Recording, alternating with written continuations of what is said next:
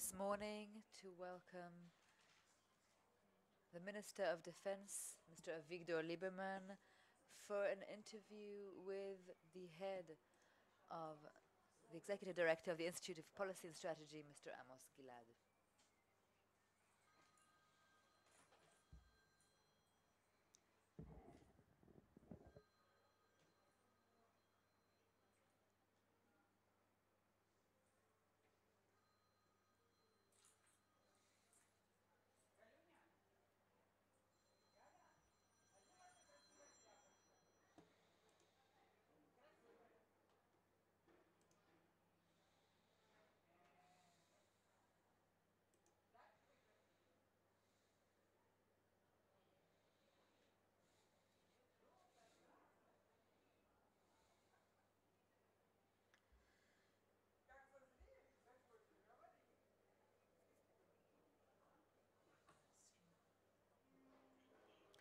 Okay, thank you very much.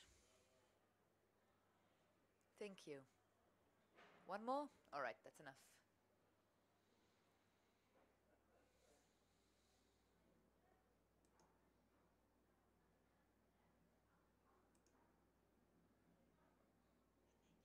Good morning.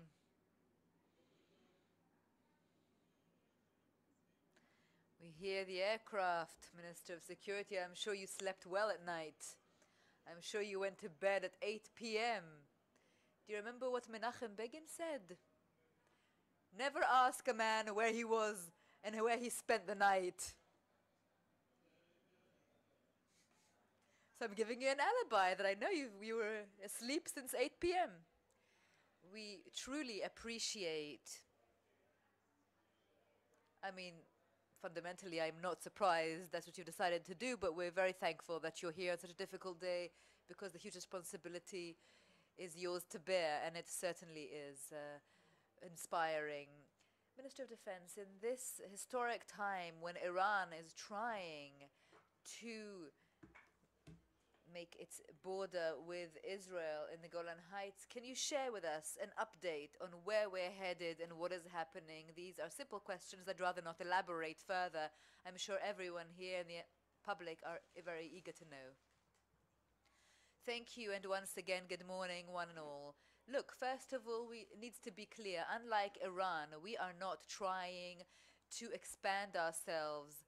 We're not trying to build a new border.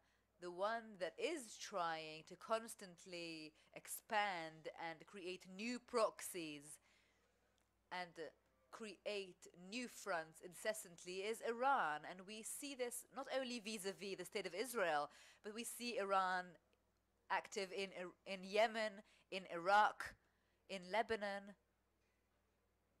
and also in Africa. Iran is a country today that is perhaps the only one that is representing extremism, not just ideology, but in its willingness to sacrifice its citizens,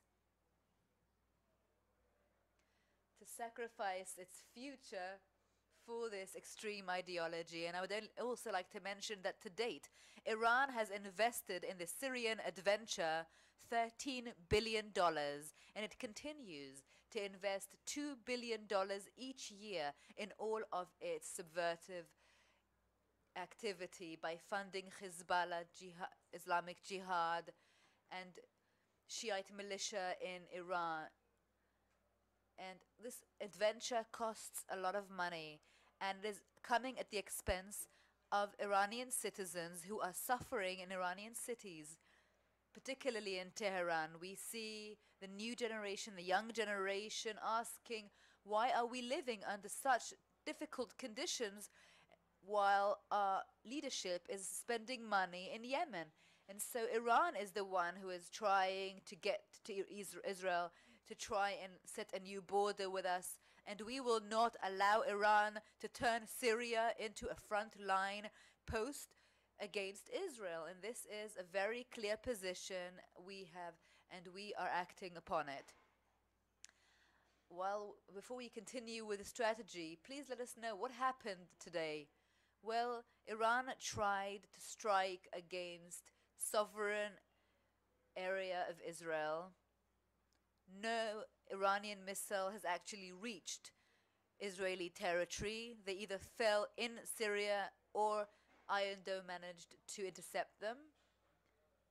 And no building or person or infrastructure has been hit. Nothing has been hit, and thank God for that. Of course, we have struck against all infrastructure, not all infrastructure, but almost all Iranian infrastructure in Syria, and they must remember this. If it will rain here, it will pour there. And I hope that we have ended this chapter and that everyone has understood, and that we will not have to spend any more nights there on that familiar floor 14 of the headquarters. Yes, I spent an entire year there. Minister of Defense, people think that Iran is Rouhani because he seems like a nice guy, and it reminds me of the Roman god who has two faces. One is beautiful, which we won't mention, and one that is ugly and dark. But as we know Iran, they are determined to annihilate Israel, and many people don't understand that. That is a very strict ideology, as you mentioned. If this chapter is ending, it is almost certain that it will continue. Where do you see us heading towards with Iran as a key threat? Is it as long as this regime is continuing, or will we ask, will this regime continue, and for how long? Look, you are asking me too many questions in one single sentence. But first of all, we must understand that the elected president is Rouhani, but those in charge are, the person in charge is Ayatollah Khamenei. He is the strong leader, he is the one who decides, and we saw in his very direct address against the United States, against President Trump, we saw how within Iranian parliament they are burning an American flag, and that's why, unfortunately, the Iranian direction these days is very clear, and that is escalation of the conflict, of going against being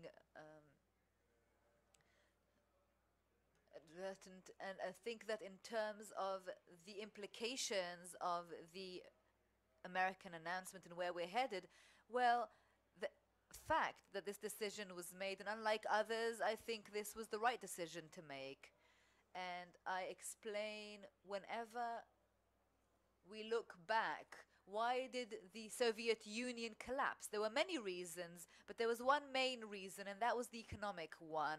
The Soviet Union simply collapsed under the burden of the cost, the expenses, their adventure in Afghanistan, and the armed race and the Star Wars and so on. And the Iranians, the same is true there. We see more and more discomfort there, disquiet among the young generation, among the middle classes, the students. And we saw what happened yesterday with the Iranian currency and what's happening in general. All the parameters, the economic parameters in recent months, the economy there is collapsing. And we saw that the regime, which is fanatic and is willing to sacrifice the future of the young generation for this ideology, for this desire to expand, this regime is conflicted with the young generation. And what was making Iran so excited last week? The use of Telegram. You won't believe it. And that means that the young generation there is very much advanced. Because old people like us, I can't use Facebook. Some people use Facebook and all sorts of other apps, but Telegram, that is for the young generation, the ones who are very much advanced. And I think Telegram was the trigger for the riots, and that means a lot. And therefore I think that this decision leads the regime to face a dilemma: survival or continued adventures in all sorts of places in the Middle East and elsewhere. And at any rate, this is a strong message, and together with everything that is happening in North Korea or in the I think this is a very clear message for President Trump as to the new approach and the new policy. And I hope that ultimately we will be seeing changes in the Middle East and in the relations between Iran and the world countries as well as Israel. We don't have a conflict with the Iranian people. We are not trying to bring our anti-aircraft systems to the Iranian border. We're not trying to dismantle them or to hurt them. And it is time for us all to collaborate and work together in areas such as science and energy, and to really engage in being the startup nation, in developing the future technologies, rather than wasting so many efforts and energies on battles that in the 21st century, I think they have become completely redundant. Well, vis-a-vis all the commentaries that mix up a focused conflict with war, which we have the upper hand for, assuming this is correct, that we are currently engaging in a limited conflict or confrontation right now, and there is no danger of any comprehensive one. There's no reason to change our routine. I would really like to hear your expert opinion on this. Well, this morning I managed to see several TV shows and hear some commentaries, and I would like us not to be complacent, not to be indifferent. This is no huge victory. This is not the Stalingrad battle. This is all very limited to a confrontation between Israel and the Quds force in Syria. And I think that everyone would like to limit this conflict or this confrontation right there. Within Syria, Iran or the Quds force, and we of course against the Quds force in Syria. I don't think that in Iran even everybody agrees with all this activism and this policy, this crazy policy of the zealots of the Quds force within Syria. I would assess that most of the Iranian regime is also against this policy. But all in all, we are trying to ensure the safety and security of Israeli citizens. We have no interest whatsoever to conquer Syria. We are not intervening in the civil war that's going on there. We're not interfering with our neighbors' affairs in any way. And we are hoping very much that at some point they will stop talking about destroying the state of Israel. Because when you hear calls and crying out in Iran, they cannot even pronounce the name, the state of Israel. They're always using the code, the Zionist entity. And that's where we really should be very cautious, very focused. We have no interest in escalation, but we must prepare for any scenario. This really is a stubborn enemy that for dozens of years has been trying to hurt us in South America, in Africa, in the Middle East, and also here in the Middle East. And we have reached a new reality where Iran itself, not as a proxy, but directly, is attacking Israel, is trying to strike us and our sovereignty and territories, and that won't happen. And if you haven't noticed, this is a new phase. And again, I'm saying we also have to be cautious, be humble, and not get carried away. And I hope that we have managed to put boundaries around this confrontation and hopefully end this new chapter of standing strong against Iranian extremism. I would like to ask you, in terms of appointments, and I will explain in a moment, President Assad, Dr. Bashar al-Assad, a physician that kills you and poisons you without any other interim means. What is going to happen when he comes to a point, when it comes to your table? I mean, he is like a licensing official. He is giving licenses to the Russians, he is giving licenses to Iran, but at the end of the day, in Syria, the Iranians would like to set up their infrastructure, and we're determined to stop them from doing so. So, what is going to be the fate of Assad? What is happening with that? Assad is fighting for survival. It's a brutal regime that does not hesitate to murder its own citizens.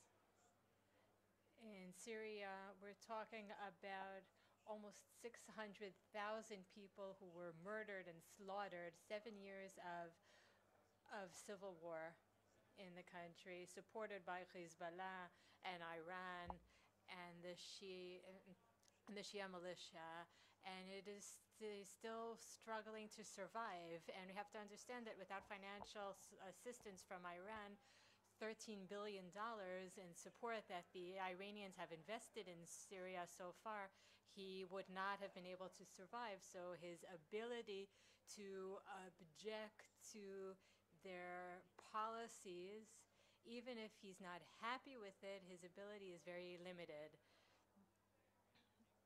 And it is interesting to see what will happen in the near future with that triangle, the Russian, Iranian, and Syrian regimes. And of course, there's a new player that promised to increase its involvement in Syria, which is Turkey, that took advantage of the current campaign within Syria and decided to leverage that for the next elections. And he declared early elections, I think scheduled for June 24th, if I'm not mistaken, the end of the school year. There will be elections in Turkey, and he promised that immediately after the elections, he will expand his activities in Syria and maybe in Iraq as well. So it's a very complex situation. It's hard to predict what will happen, but we have to follow, we have to track, we have to constantly clarify that we are not interested in escalation. We do not want to become involved, but we will not allow anyone to harm us or build any type of infrastructure that will enable them to harm us in the future. So we are facing a new reality. The Iranian attempt to bring anti-aircraft warfare into our region and close off part of our airspace is something that is completely unacceptable to us, and we will not allow Iranian anti-aircraft warfare be in our region and allow them to close off our airspace. It's interesting to note that our deterrence works in an unprecedented way, because the Iranians, on the one hand, attacked military bases, but did not go any further than that. On the other hand, there's Hezbollah, which is a supporting force for Iran. How do you see the threat from Lebanon if we're attacked from Lebanon? And you're constantly warning, not only in public, about the preparedness of the Homefront. How do you see this threat, its potential, and what will happen if it actually occurs? Here too, there is bad news that we have to pay careful attention to it. The recent elections in Lebanon that were held on May 6th, during these elections, Hezbollah completed taking control over Lebanon. They say that they were elected in a democratic process, but you have to remember that Hitler was also elected, took power through democratic elections. So Hezbollah has completed a process of taking over Lebanon. And that means that the organization is not only taking over Lebanon, but the Lebanese army is also becoming dependent to Hezbollah and is under the direct control of Nasrallah and Hezbollah. And this is a new development. This is a new reality. Second, as in the case of the Iranians in Syria, we do not want to go back to Lebanon. We don't want to build any settlements there. We just want to guarantee that our border with Lebanon will be a quiet and safe border. About the preparedness of the Homefront, the Homefront has not been dealt with for many years. For the last 2 years, less than 2 years, I had over 50 meetings on this subject with the Homefront Command on this issue alone. And for the first time, we invested significant amounts of money beyond the allocated budget. But ultimately, this is a joint responsibility, is a responsibility of all of the government ministries and all of the municipalities and every citizen. The Army is a coordinator, but not a funder. The Army cannot provide funding. It's a coordinator. It takes responsibility, overall responsibility, but each ministry is responsible. There's very clear legislation on this subject. Each ministry is responsible for the continuity of function in that region, and every municipality has to take this issue much more seriously, regardless of, and not consider the government and the Ministry of Defense as the sole supervisor and just the provider of funds. As I said, we have developed an accelerated program. We invented 150 million shekels until the end of 2018 in order to improve the public shelters, but without developing a 5-year plan. A 5-year plan does exist to prepare the Homefront Command. We cannot bring without extra efforts, we cannot bring the situation in the public shelters in northern Israel to the condition that we would like without significant investments. We invested average 57,000 shekels per citizen in order to upgrade public shelters and personal shelters in the apartments. We're talking in the north, with regard to the extent of fire, geology, which is on the Syrian-African rift, and we have to invest a lot more there. I hope that we will be able to make these investments and convince the Ministry of Finance to focus on to develop a 5-year plan in order to defend the Homefront, and then we'll be much calmer. But the Ministry of Defense and the Army are coordinators. We're the headquarters. The responsibility is that of each and every ministry and office and each and every municipality and every resident of those regions. You recently ended a very important visit to the United States. Every visit to the United States by the Minister of Defense is very important, but specifically now, before the events of the last few days, we would like to if you could please shed some light on that visit. You also met with the minister from Russia, and the Prime Minister just completed a quick visit to Russia. Can you shed light on these visits? What do they mean? Where is there potential for confrontation? This is very important to us. It's very important to understand that you can not only work with force, you also have to incorporate diplomatic processes.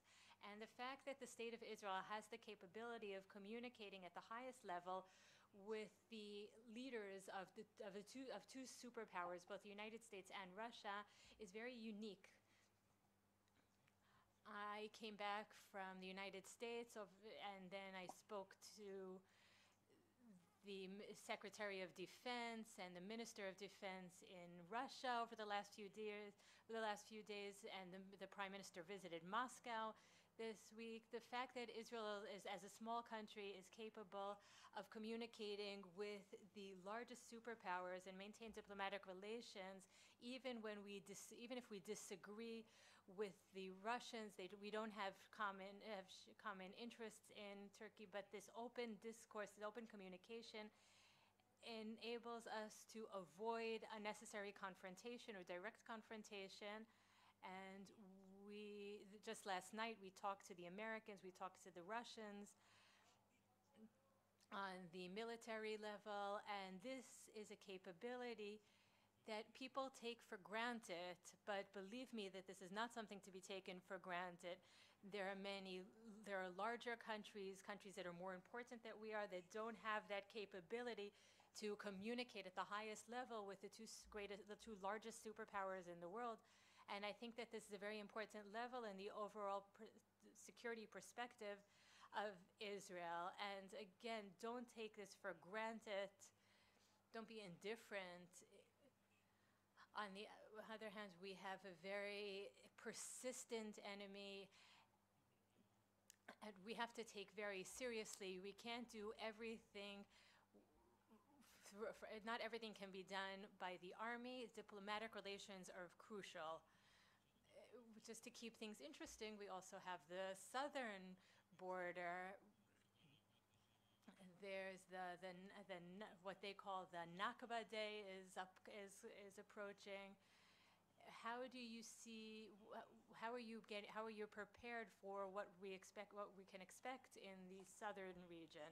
Here too, we have to understand that the state of Israel is coping simultaneously with so many challenges that it's difficult to comprehend. You mentioned the South. In the South, we have Hamas, we have the Islamic Jihad. In Sinai, we have the Islamic State. In Lebanon, we have Hezbollah. In Syria, on the triangle, the border triangle, we have Al Qaeda. So the entire range of extreme terrorism is located on Israel's borders. And not everything is mentioned in the media, but the fact that it's not covered by the media doesn't mean that there aren't constant confrontations. About the South and the Gaza Strip, all of the confrontations, all of the hostility that we saw is not an expression of the success of Hamas. It is a reflection of their failures. Hamas realizes that it has failed in managing the Gaza Strip. It has failed in its ability to provide employment, to provide sustainability to the residents of Gaza. So it is trying to divert all of that disappointment and all of that anger to Israel, because otherwise they will turn against them. They're trying to avoid responsibility. As we've said many times before, even in the 17th year, even though we talk about the difficult humanitarian situation, the Hamas military branch invested $260 million in tunnels and manufacturing the tools. They were not willing to invest a single additional dollar to develop the healthcare in Gaza or the utilities. Even now, the recent outbreak of violence that was triggered by Hamas on our southern border has cost more than $20 million. And imagine how much medication they could have purchased with that $20 million. So they can afford violence. There is a very extreme leadership that is willing to sacrifice its people. It's willing to sacrifice the future of its children in favor of this extreme ideology that focuses on destroying the state of Israel. Even people, the good, naive people that I speak to, if I ask, what types of slogans do you hear? What are the slogans that drive these parades in the Gaza Strip? Are we talking about coexistence, or are we talking about living alongside one another? Is anyone talking about building industrial areas, developing employment? No, there are two slogans that are constantly repeated, week after week. The first call is to destroy the state of Israel, and the second is to return the refugees to Tel Aviv, to Haifa, and to Safed. These are the two voices, the two lines that are promoted. Nothing else is heard other than those 2 points. And we also have to understand where this crisis came from. What's the source of the crisis in the Gaza Strip? It didn't happen by chance. On one hand, Abu Mazen understood that he cannot take control over the Gaza Strip and cannot return to the Gaza Strip, and has stopped funding the region. On the other hand, Hamas is unwilling to invest the money that the military branch receives primarily from Iran and other extreme sources. They are unwilling to spend that money on citizens. So they pass on the responsibility to Israel, to the international community, to the UN, etc. And that is the reason for the crisis. And even when we say that we're willing to resolve the Gaza problem, there is one condition. You have to stop with this craziness, this insanity of striving to destroy the state of Israel, and be willing to invest, to restore. Otherwise, we cannot agree with anything else. There too, they've tried to promote provocation and to explain the violence as a result of transferring the embassy, even though they don't need any excuses. But we are trying to cope with all of the challenges at the same time. Another central question, it seems that Abu Mazen seems to have an intelligence that is not necessarily correct. Are you concerned about the fact that the PA will collapse, that a vacuum will be formed?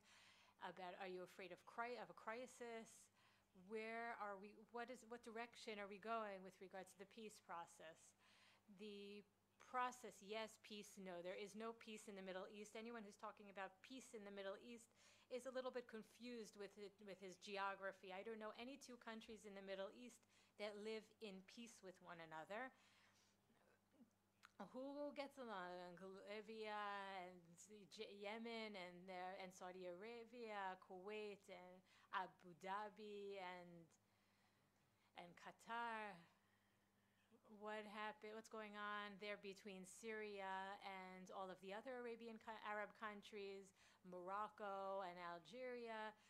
Who lives in which countries live peacefully with one another? So in the Middle East, peace will come with the Messiah. But what can we do? That's reality. And we have to realize that it's not by chance that when you ask me this question, and I'm repeating this for the 100th time, what is the main reason for the disquiet in the Middle East? What's the main reason for violence? It's the lack of a middle class. In the modern world, in order for a country to be stable, to have a desire to coexist with its neighbors, to have a policy of peace, welfare policy, social services, what you need is a middle class that is very strong and very successful in that country. Take Switzerland, for example, or Norway. There's no poverty there.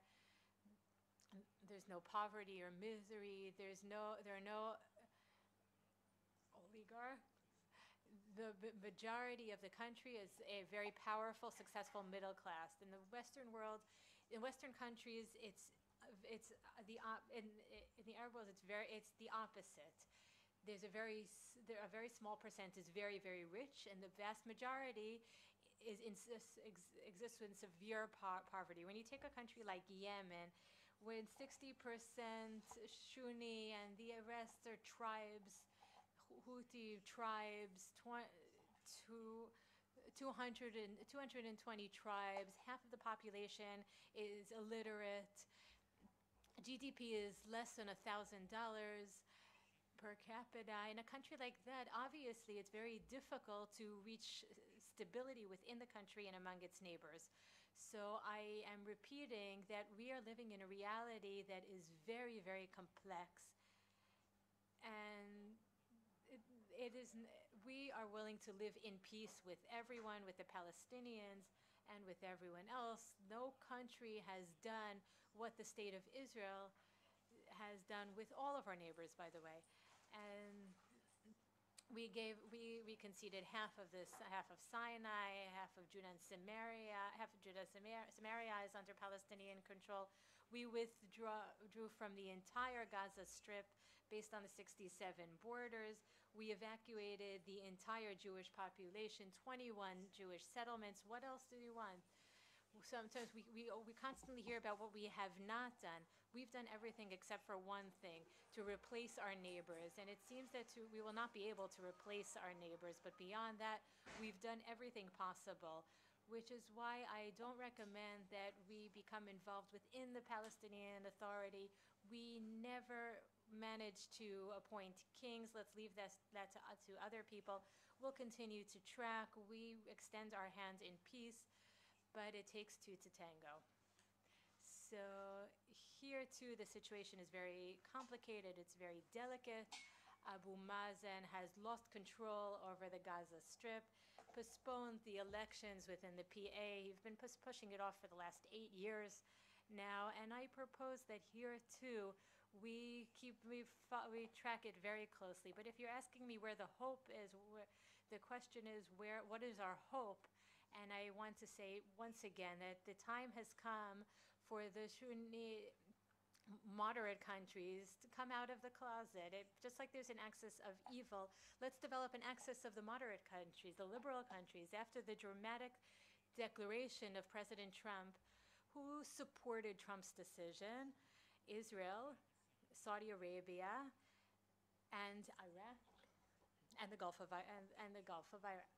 I think that the time has come for these moderate countries to come out of the closet, to start speaking openly. And just like there is the axis of evil, it's about time that the Middle East will also have an axis of moderate countries. I know you're very busy. I don't want to keep you here for too long. We can talk about this forever. We're talking about national resilience. Can you share your philosophy? 300,000 people that are not recognize the issue of conversion and religion and state, all of the things that you work on when you're not focused on defense. Look, in security too, it is first of all part of or based on resilience. When there is an absence of national resilience, then security is injured. And I'll give you an example. We are mobilizing 5,000 soldiers each year that are not Jewish by Jewish law, and they are required to take a risk to die for the state of Israel, to risk their lives, but they are not allowed to be married here once they finish their military service and want to marry. And that is complete madness that must be stopped. I think that this burst of legislation, religious legislation, that we have witnessed in the Knesset over the last 12 months is beyond reasonable.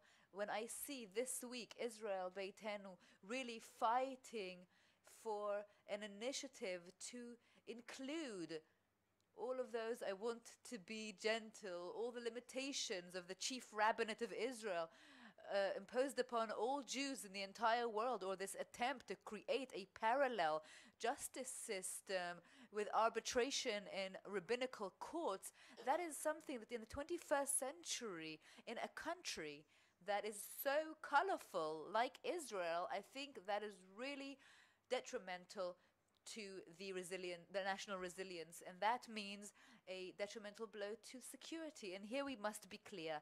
Unfortunately, most parties are not very decisive in this issue, and I think that this is something that is really necessary. We cannot keep postponing and putting off this problem, because when you do that, it blows up much more harshly. And everything that is happening in conversion and in the laws of kashrut, of Jewish law, in terms of food and diet, and opening shops on Shabbat. I love Judaism, I love Jewish values, but this has nothing to do with this extreme religious imposing and coercion And I don't think that we should open shops in Bnei Brak, but I don't think we should close them in Ashdod. And we should each, live and let live. We shouldn't coerce others. We shouldn't impose things on others. And unfortunately, this principle of live and let live is constantly being undermined. And so national resilience is being undermined as well. And it's impossible that these 5,000 soldiers can serve the country but can't get married. Well, unlike the fake news that I have spread that you went to bed at 8 p.m. last night, I don't want to tell you when, because based on your principles, it's clear that you didn't sleep much last night. So we truly appreciate your willingness to come here at this time. Thank you very much and good morning.